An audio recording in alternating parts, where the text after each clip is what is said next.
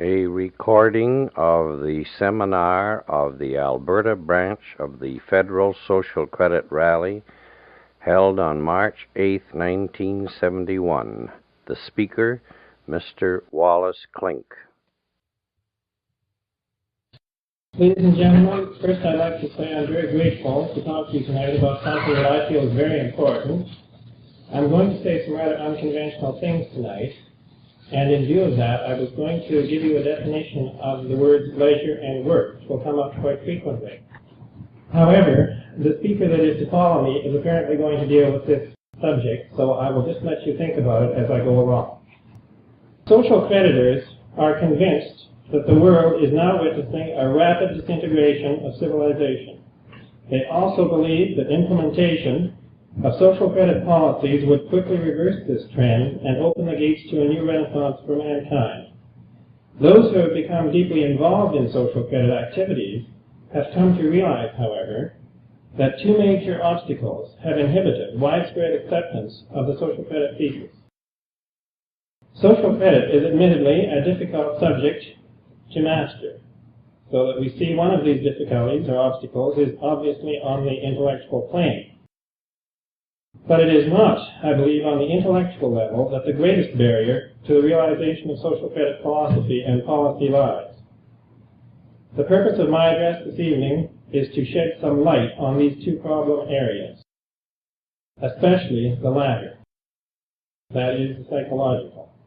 I have chosen the topic social credit, unemployment, and leisure because it is in these areas that a decisive breakthrough in understanding must come if the doctrine of social credit is to be finally released to have its full impact on society. The late Clifford Hugh Douglas, Scottish engineer and founder of the social credit movement, once asked the question, "What are we, social creditors, aiming at?" In answer to his own question, he said, "We are endeavoring to bring to birth a new civilization. We are doing something which really extends far beyond the confines of a change in the financial system. We are hoping by various means, chiefly financial, to enable the human community to definitely step out of one type of civilization into another type of civilization. And the first and basic requirement, as we see it, of that is absolute economic security." Now, Major Douglas's statement suggests that social credit is a far-reaching and novel exposition designed to bring profound changes in society. Indeed it is, being diametrically opposed to the central economic premises and ethical or moral position which constitute the foundation of the present world system as it exists from the United States of America to the Soviet Union. Douglas stressed repeatedly that the world is today engaged in a gigantic struggle between two opposing philosophical systems. One system, in the ascendant at the present time, works toward centralization of power and subjection of the individual through economic and political means to the group, or in reality to the elite core which controls the group. Social credit stands as the suppressed alternative or opposite policy and aims toward emancipation of the individual from the group through decentralization of economic and political power. Whereas the policy of the existing world system is to control men through denial of their rightful inheritance, social credit would grant men the increasing right to choose or refuse one thing at a time, by restoring to them the inheritance that they have lost, one might say literally, for a mess of pottage. Now, Douglas believed that the fate of civilization depended upon the outcome of this great philosophical conflict. He warned repeatedly that if civilization is to be saved, men must understand that all policies can be traced back to their respective philosophies. Only by learning to effectively identify the philosophical pedigree of the many ostensibly disparate policies impinging upon them can men devise effective strategies to reverse the present disastrous trends which afflict society. If social creditors are eventually to succeed in saving civilization from an eclipse and from a new dark age, they must clearly understand that the major world problem manifests itself in a need to choose resolutely between two opposite, conflicting, and incompatible policies, that of full employment and leisure. Let us be entirely clear about one thing. Social credit proclaims the leisure society. It is implacably and relentlessly at war with all measures designed by policy to create full employment. Social creditors realize that in a world so thoroughly brainwashed by a perverse and nearly all-pervading Puritanism into accepting economic activity as the chief purpose of man and economic slavery as a normal condition, opposition to the universally accepted policy of full employment is so unique and startling an approach as to immediately arouse all manner of objections and doubts. Only through perseverance and a genuine open will to learn can the individual mind overcome and dissipate such objections and doubts. Although partly intellectual, the problem is primarily a psychological, moral, or spiritual one. And until men are able to conquer it, there can be little hope for a better world. As Douglas so aptly put it, society has been hypnotized, and only a drastic dehypnotization can save it. This is taken from an essay written in the Social Creditors, December the 15th, 1945, entitled Under Which King. Now, Major Douglas's works provide the means of dehypnotization for those who will hear. In his Swanwick address, delivered in November of 1924, he provided the essential insights. Quote, "The policy of the world economic system amounts to a philosophy of life. There are really only three alternative policies in respect to a world economic organization. The first is that it is an end in itself for which man exists. The second is that while not an end in itself, it is the most powerful means of constraining the individual to do the things he does not wish to do. That is, it is a system of government and implies a fixed idea of what the world ought to be. And the third is that economic activity is simply a functional activity of men and women in the world, and that the end of man, while unknown, is something towards which most rapid progress is made by the free expansion of individuality, and that therefore economic organization is most efficient when it most easily and rapidly supplies economic wants without encroaching on other activities." End of quote. In his first book, Economic Democracy, published first in 1920, Douglas had already specified the task of social credit. "It is suggested," he wrote, "that the primary requisite is to obtain, in the readjustment of the economic and political structure, such control of initiative that by its exercise every individual can avail himself of the benefits of science and mechanism,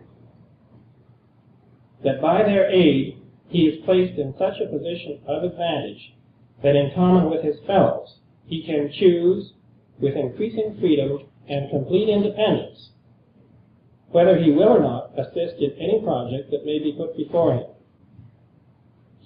Thus was the foundation upon which Major Douglas erected his policies in the realm of political and social economy. During the First World War, Douglas had discovered in the price system a major flaw, which he demonstrated would increase with the advance of technology. He warned that this flaw would gradually erode the stability of society by creating intensifying internal pressures upon the economic and social system. Indeed, if left unrecognized and allowed to continue, it would be the time bomb that would eventually destroy civilization. By creating anarchical conditions, it would submerge men into a new dark age by compelling them to accept as their only salvation the imposition of a world tyranny. Now, Douglas outlined with precision the necessary steps to avert this disaster. His counsel was ignored, and so we find ourselves, after a series of booms and depressions, and a second and de facto continuing world war. We've had a world war most of this century. Just different phases of it, that's all. In the present rapidly deteriorating situation, centralization of power is continuing apace. The individual is becoming more and more the victim of economic, political, and social forces that he cannot understand, and which threaten his sense of security in a world which seems paradoxically to be actually and potentially better off in the material sense than at any other time in history.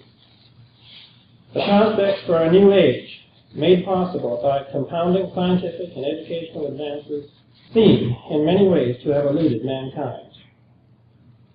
That civilization has gone off course seems undebatable. It remains, however, to discover the cause of the tragedy. The answer is, of course, that we have been taking advice from the wrong experts, from men who formulate unrealistic policies because they adhere to false philosophy. A recent article in Time magazine, December 14, 1970, entitled "The Battle of the Buck: Inflation's Stubborn Resistance," pinpoints the modern dilemma. Referring to the United States economy, the article begins with the question, quote, "Faced with runaway inflation, the government adopts policies that cause a year and a half of falling production, dropping profits, financial squeeze, and sharply rising unemployment. What is the result?" The article provides the answer: more inflation. The writers are perplexed, or seem to be perplexed, because this result flies in the face of orthodox economic theory. The article goes on to discuss the dangerous revolutionary potential of continuing inflation of money because it erodes the credibility of the social and economic structure. Puzzled over the demonstrated historical inability to contain inflation, the galaxy of eminent economists whose views are given are finally compelled to admit that inflation seems always to have been intensified by attempts to maintain full employment. Now, this observation must be painful indeed to so-called experts who have periodically chastised the people for an alleged extravagance, and at the same time recommended measures which could only reduce national productivity. Yet, what do all of these experts and economists conclude is the task of modern government? As one might expect, they all concur, in spite of all evidence to the contrary, that it is to maintain stable prices with full employment. This brings us back to C.H. Douglas and his analysis of the existing price system. Before discussing this, however, several comments are necessary regarding orthodox financial practice and cost accountancy. Past and present practice has been to issue money in the form of debt credit expansion, which with attached interest charges, or from capital reserves, all ultimately and theoretically for production purposes only. You should remember that. Now, money is issued for production purposes only, ultimately. What Douglas discovered was like a revelation in a mental blackout concerning matters economic. He found that over any given period, for all industries and for the economy as a whole, financial costs are being generated much more rapidly than purchasing power by which to liquidate these costs. That is, society does not have a dynamic capacity at any moment to claim its own product and at the same time liquidate or cancel the formal financial costs incurred by that production. Yet the physical costs of production are met as production proceeds. They have to be, or production could not take place. In other words, the financial system does not reflect reality. Financial cost exceeds real cost. The causes of this distressing phenomenon are laid bare in Douglas's formal statement describing the state of affairs, which statement is known as the A+B theorem. It is not the intent of this lecture to expand in detail concerning the A+B theorem. Essentially, however, the causes of excessive cost creation, which it reveals, involve the conventional bank practice of creating new debt credit. You must remember that banks never loan their customers deposits, as many people still imagine. In other words, the conventional practice of creating new debt credit as production loans and requiring more than they create in the first instance to be repaid because of added interest charges. They also involve, and this is of particular significance, the reinvestment of savings, which creates new costs without creating new purchasing power. Now, this is an interesting point because the orthodox economists say that investment distributes new incomes, social credit in fact, claims that it creates new costs. The only way that the economy can be kept operating in the face of this disproportionate buildup of costs is by the creation of ever larger loans, all at interest, for expanding capital production and production of goods for export. This tends to allow the transfer of at least a portion of the goods waiting to be bought. However, these loans must be repaid. They are not genuine purchasing power, but rather a pyramiding charge or mortgage against future earnings or purchasing power. They merely transfer accumulating costs into future prices in an endless spiral of inflation. This would be cost-push inflation. Now, this problem of disproportionate financial cost creation through so-called normal operation of the price system can be viewed in different ways. Now, one might say that capital production loans dilute the value of the currency when they are issued, because it's an expansion of money. And when these loans are canceled by repayment before the capital assets wear out, depreciation charges on these assets are carried forward into future prices, with no credits existing to meet and cancel these charges. Now, one may say that the present price system charges the consumer for total production of a given period, while it should charge the consumer only with total consumption over that same period. That is, the present price system cannot credit the consumer through falling prices for capital appreciation. It can only charge him with capital depreciation. Now, this situation is complicated and worsened by the advance of technology. As non-labor costs in industry become greater relative to labor costs, as they do in a modernizing economy, the flow of total costs swells in relation to the flow of labor costs paid out as incomes. And the deficiency of purchasing power becomes increasingly aggravated. Periodic attempts to combat inflation by restricting the issue or expansion of bank debt credit loans through imposition of tight money policy are progressively less effective in coping with the built-in tendency in the price system toward excessive cost accumulation. Any temporary restraint on rising prices that may be achieved by this restriction of credit can only be at great social and economic cost. When the credit tap is turned off, unliquidated costs are caught hanging in midair. Production, profits, earned incomes, and therefore overall economic solvency are forcibly driven down. Bankruptcies abound. Capital values, as you see on the stock market, are driven down, often violently. And if not violently, certainly excessively. And the centralization of power and wealth proceeds as the smaller production units are taken over more and more by the larger monopolistic organizations. From the foregoing discussion, we can begin to understand the failure of the orthodox financial experts to deal effectively with inflation over the years. It's interesting to note a history in Great Britain. The pound before the First World War was worth 20 shillings. Now, 3 shillings in the pound. What then is the solution to this persistent and deepening problem? C.H. Douglas takes us back to economic reality in a remarkable adaptation of the medieval church's concept of the just pretium, or just price. To the conditions of modern technological production, he asserts as an axiom that the true cost of production is consumption. In any given period, the true cost of production is the amount of consumption that takes place. Technological efficiency has resulted in an ever-growing net gain of production over consumption. Otherwise, we would never realize an accumulation of physical wealth and would always be engaged in a bare hand-to-mouth existence. Consequently, the true cost of production is in fact falling, and the consumer should reap a commensurate benefit through increased purchasing power and falling prices, backed, of course, by this real wealth. It is at this point that the social credit makes a resolute and decisive departure from orthodoxy. Money is essentially a bookkeeping system.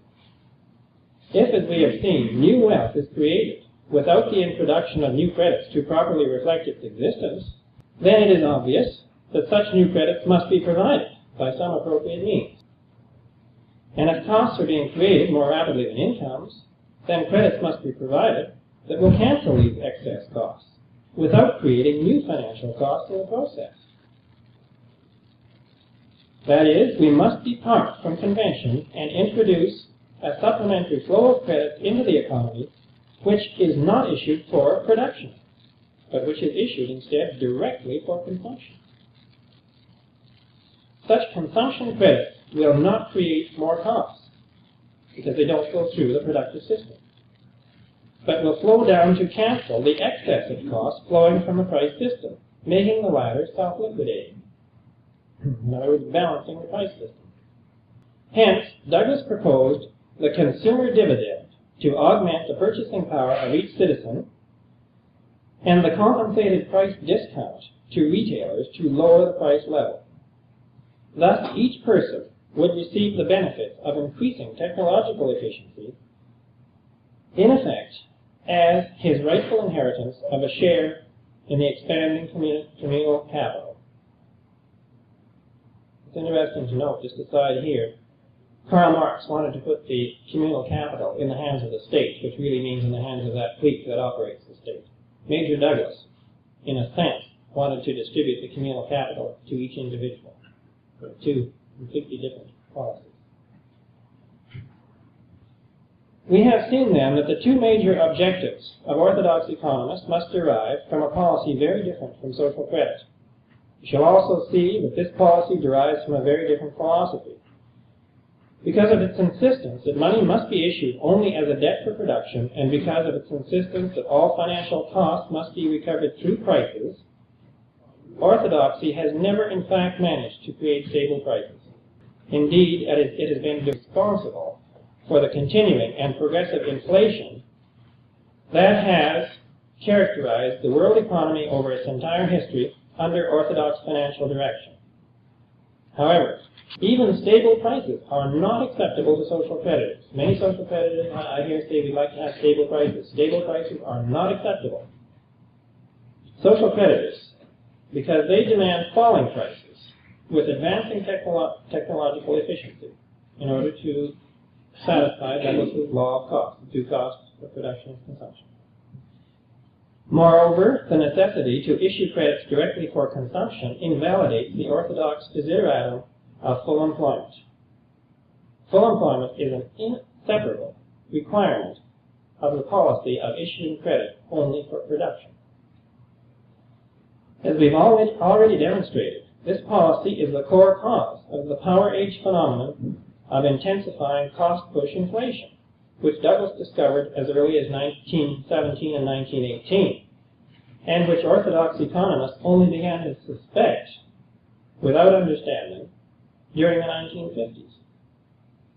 Social credit, with its policy of credits for consumption, necessarily heralds a new era, an age of leisure. It's not a question of whether or not we can afford an age of leisure. It is rather a question of how long we can survive as a civilization without it. The claim can be made categorically that the policy of full employment with its corollary, that is, a deficiency of purchasing power in each trade area, is directly and indirectly responsible for the following major economic and social afflictions. Because our overriding concern has turned to creating work instead of providing goods and services for consumption, as, when, and where required, in Douglas' words, in the most efficient manner possible, tremendous waste, misdirection of resources, and inefficiency have come to characterize our economy. The actual and potential benefits of modern science are sabotaged on a gigantic scale. Douglas referred to this as the tragedy of human effort, as the diminution of the purchasing power of effort. Now, because each cycle of production results in a larger carryover of unliquidated costs, we must always produce more before we are able to claim the wealth that has been produced in previous cycles, or in the current cycle, to be exact. The economy has become a treadmill from which there can be no escape, driven by a constant necessity, because of growing disparity between costs and incomes, to generate additional purchasing power for its very survival. The economy is forced into a mindless upward spiral of expansion. Because incomes are never sufficient, governments inject larger and larger amounts of money in order to prime the economy. It becomes national debt. Both private and public debts, with their tributes of interest, pyramid. Inflation robs the individual of his savings, denying him economic security, and throwing him more and more on the mercy of the state or other sources of centralized power. Eventually, the state must become supreme as it takes over, all in the name of humanitarianism, of course, a growing number of functions that individuals could and would otherwise do for themselves. Individual freedom of choice and action decline, and with them spontaneity, creativity, initiative, and efficiency. I once worked in a plant, and an engineer came up to the area where I was, and he seemed very unhappy, and I said, "What's the problem today?" And he said, "Well, it's the process in the basement." I said, "Well, what's wrong?" And he said, "Well, it's nobody's fault," but he said, it's the process. He said, "It's unstable, and it's just not working at all." And I said, "Well, what is wrong?" He said, "Well, it's the human element. They just simply cannot, as human beings, operate to those fine specifications." And I said, "Well, for goodness sakes, couldn't you automate it or use your technology to iron the problem out?" And he looked at me right straight in the eye, amazed, and said, "Well, yes," he said, "but my God," he said, "we can't do that." He said, "We put all those men out of a job." That's the type of reasoning that we operate on. Not that I'm criticizing him specifically, but it is the type of reasoning that we do operate on. The situation becomes worse as savage taxes are imposed, professedly or ostensibly, to control the accelerating inflation and to correct the many injustices that spring from it through income redistribution. Now, the consumer loses control over his income, and he is more and more deprived of his economic vote, his money vote. He can no longer dictate production policy through freely chosen expenditure of his own income. Both economic and political democracy decline as production policy falls under increasingly centralized control. Now, production patterns become distorted as more and more wasteful projects are undertaken in an unrealistic and futile attempt to maintain the distribution of financial incomes through full employment. Colossal waste of natural resources has ensued. Some of those resources, as we learn today, may well be irreplaceable. The fertility of the land suffers, as those who till it are compelled to abandon the sound practices of husbandry. Caught in a desperate struggle to cope with rising costs of operation, those engaged in agriculture are forced to mine the land by extracting as much as possible from it, with minimal return in the way of proper care and cultivation. As we know today, that is not serving to solve their problem. They are in fact being put out of business right and left. That is the farmer. The economic system gradually shifts away from production for genuine consumer satisfaction toward excessive capital production as a means to close the widening chasm between costs and incomes. Eventually, the state can only resort to building great pyramids in the name of full employment and eventually for its own edification. This perversion of means into ends, this denial in practice that the true end of production is consumption, was recognized as early as the late 19th century by the English author John Ruskin. Ruskin's statement on the matter, in his Unto This Last, can hardly be improved upon. Capital, he says, is a root which does not enter into vital function till it produces something else than a root, namely fruit. That fruit will in time again produce roots, and so all living capital issues in reproduction of capital. But capital, which produces nothing but capital, is only root producing root, bulb issuing in bulb, never in tulip, seed issuing in seed, never in bread. The political economy of Europe, Ruskin said, has hitherto devoted itself wholly to the multiplication or the aggregation of bulbs. It never saw nor conceived such a thing as a tulip. End of quote. Stress is laid more and more on promoting exports as we attempt to capture external, so-called external purchasing power, and to export our so-called unemployment problem to other nations by obtaining a so-called favorable balance of trade, that is, an excess of exports over imports. Thus we are led into the absurd position of coveting money above real wealth, and in fact of thinking that if we could only export everything we produced without receiving anything in return, we would have reached the millennium. This inability to differentiate between substance and symbol has also led to such absurdities as state subsidies to restrict agricultural production and to the deliberate destruction of produce and foodstuffs, as in the recent burning of fruit crops in Europe, I believe it was last year or the year before, to maintain their economic value. Such are the perversions wrought by a system of economics which takes as its point of departure the assumption that value derives from scarcity. Surely, something that isn't there cannot be of value to human beings as consumers. Truly has it been said that the love of money is the root of all evil. Competition increases to antisocial lengths among individuals and nations as the desperate scramble for a share in the increasingly inadequate purchasing power pool becomes more intense.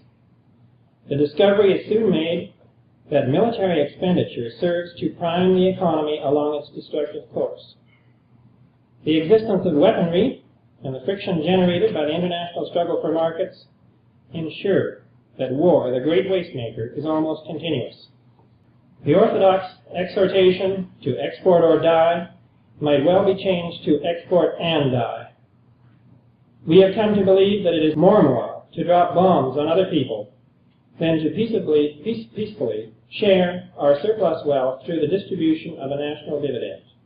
We have learned to live on the sweat, suppression, and anguish of people bound to useless toil. We have learned to live on the blood of our own children who are sent off to foreign battlefields to murder and to be murdered. Perhaps now we can begin to appreciate the slogan of the British Social Credit Party under the leadership of the late John Hargrave, who asserted, "He who shouts for work shouts for war." Lacking sufficient purchasing power to command a productive system, the individual becomes a pawn in a vast economic machine. Mammon reigns supreme. Materialistic preoccupations the chief concern of human life. Deprived of the power to act freely and independently, the individual is subject to policies imposed by the will of those who possess monopolistic and centralized control over the activities of men. Forced to engage in futile, useless, and even destructive activities, and subject to vicious competition and dishonest advertising, men become dulled and cynical. Their sense of purpose and responsibility become impaired. In a truly criminal manner, the moral and spiritual quality of life, not to mention its level of cultural activity, is forced to decline down the scale of existence. The efflorescence of spiritual, creative, and cultural activities is inhibited. Men sense, consciously or subconsciously, a certain futility and sterility in many of their activities. Consequent to this usually vague and ill-defined awareness of the perversion of their own lives and capacities, their image or concept of self, and therefore their self-respect and psychological integrity, become severely damaged. Subject to the pressures of an artificially and overly activated economic and social life, they develop many unnatural tensions. Neuroses and psychosomatic illnesses multiply, and we wonder why our psychiatric institutions and hospitals are filled to capacity. The constant battle to recover mushrooming industrial costs by industry and the struggle of workers and consumers to meet the prices of goods and services stimulate labor capital and other hostilities. Thus, the class war is fanned and revolutionary forces are unleashed upon society. The historical rebellion of youth against adult authority no longer represents merely a healthy desire to strike out for an independent life.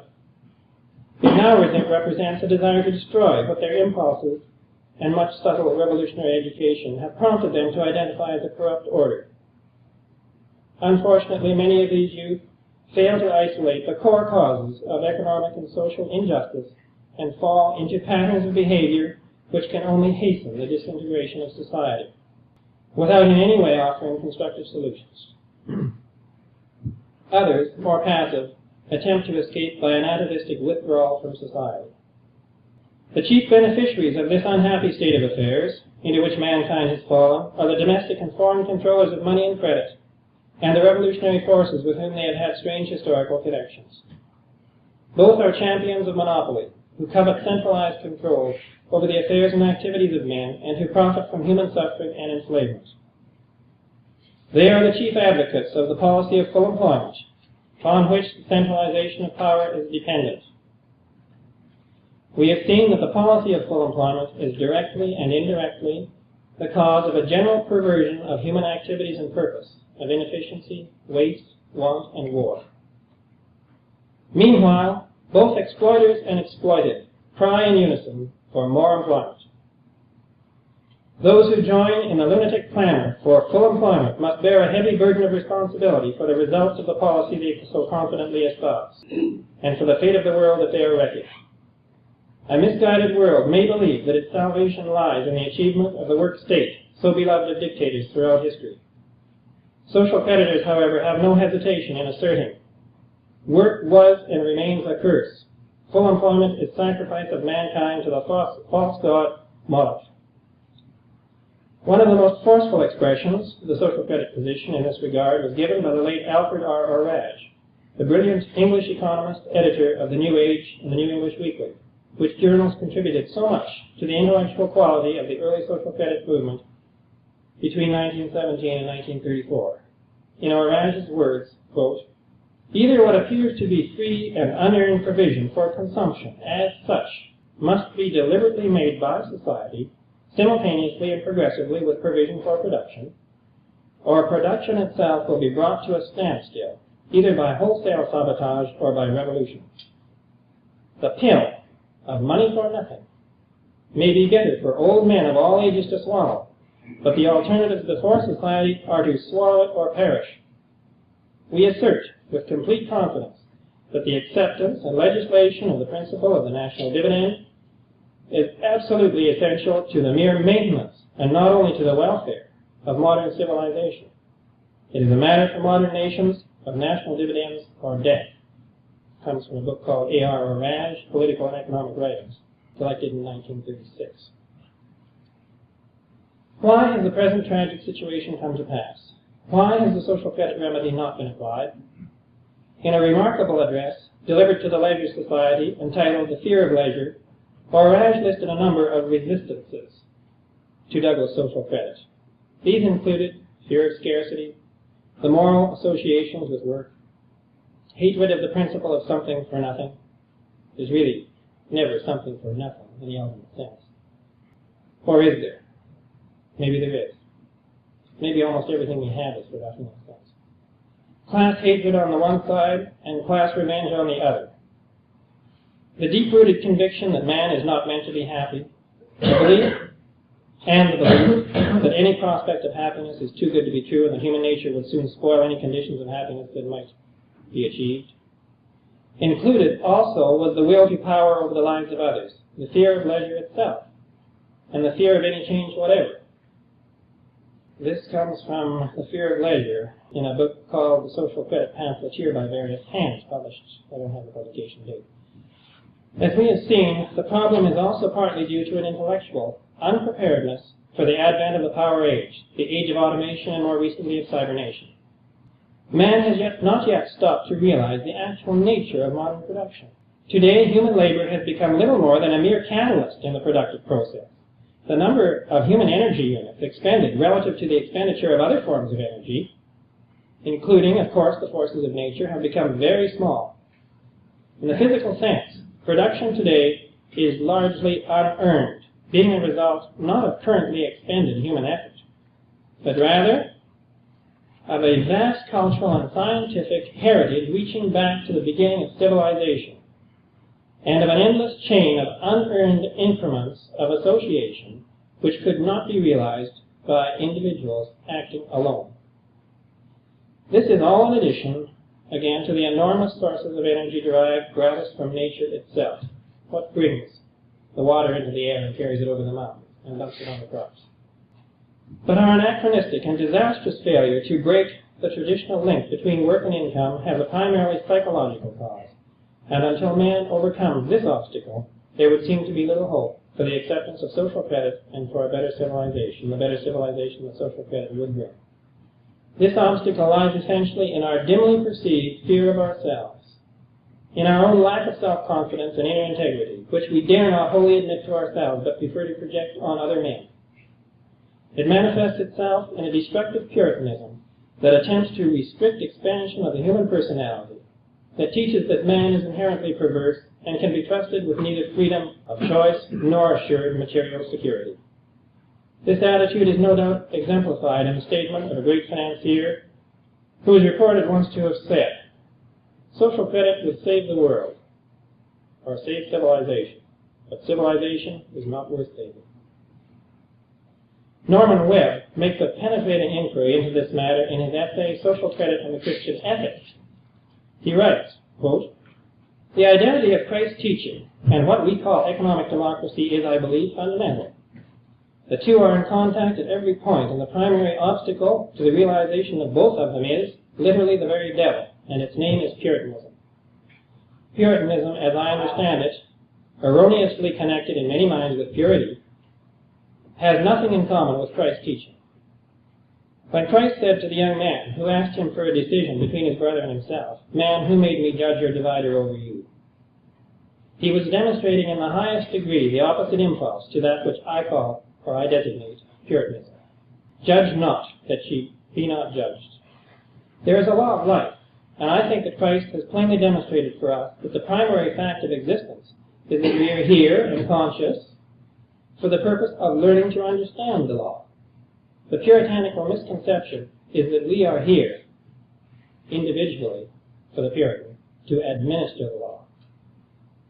Puritanism, as I said, is of the devil, clothing the very deepest and darkest passion of the human mind, the impulse to dominate over one's fellow mortals, in a moral disguise. It is the Puritan who has always been ready to shed blood in the past, for there is no more terrible phenomenon than the man who identifies God with his own abysmal will to power. And it will be the Puritan who will be ready to shed it in the future. Christ's realistic mission was to free man, and the opposition he met is precisely the opposition presented to social credit. The truth is that the Puritan element in man does not wish to be free. Because its desire is to dominate over its fellows, it opposes the idea of their enfranchisement, which is its own. The devil fears freedom above everything, and his own most of all. It is quite natural that when applied science comes along offering material freedom and abundance, the Puritan, the devil's advocate, that lurks in each one of us, should be arrayed against it. Or that when we espouse a movement calling for a realistic acceptance of the fact of economic freedom, we are met with deadly resistance from the vested interests of the Prince of Darkness. The foundation of the Christian teaching is love, or trust, in the sense of absence of fear. Perfect love casteth out fear. That form of love social credit represents. Social creditors affirm a belief in the fundamental decency, goodness if you like, of human nature in the face of a world cowering abjectly before its own degraded picture of itself. Coercive legislation, and armaments, and leagues are all a direct outcome of fear and hatred, distrust of human nature. Into that dark abyss our present civilization seems to be descending. And constructively opposed to that worldwide tendency, there are literally only two forces, the teaching of Christ and the philosophy of social credit, published in the Douglas Social Credit Journal, Fig Tree, in 1937. Webb goes on to say that the actual social breakup cannot be long delayed.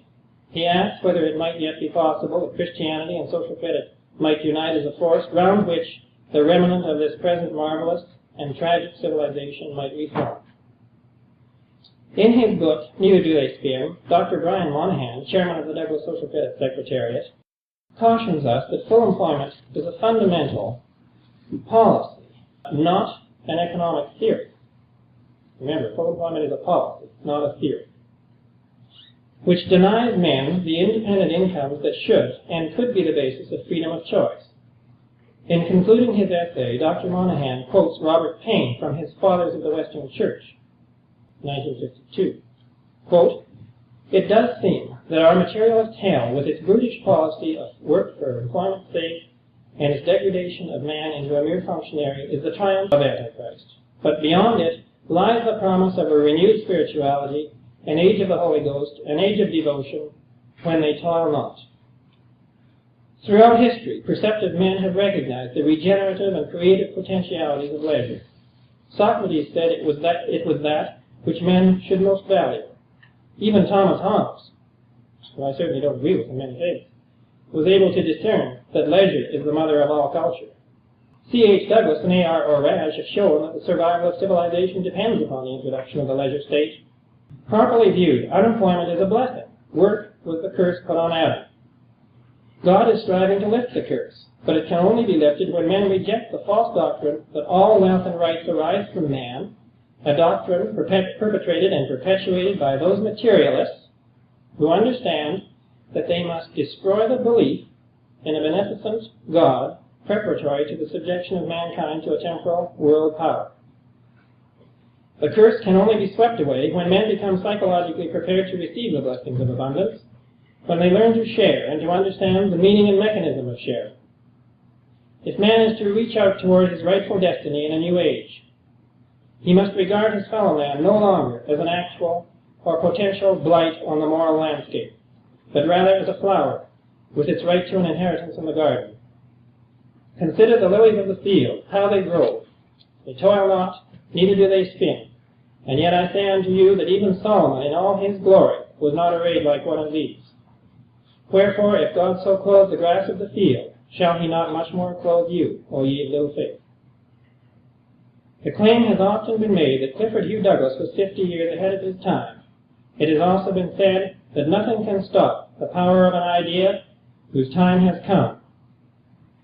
We of the social credit movement believe that the era of the national dividend is dawning. And ladies and gentlemen, we appeal to you to help us make it a reality.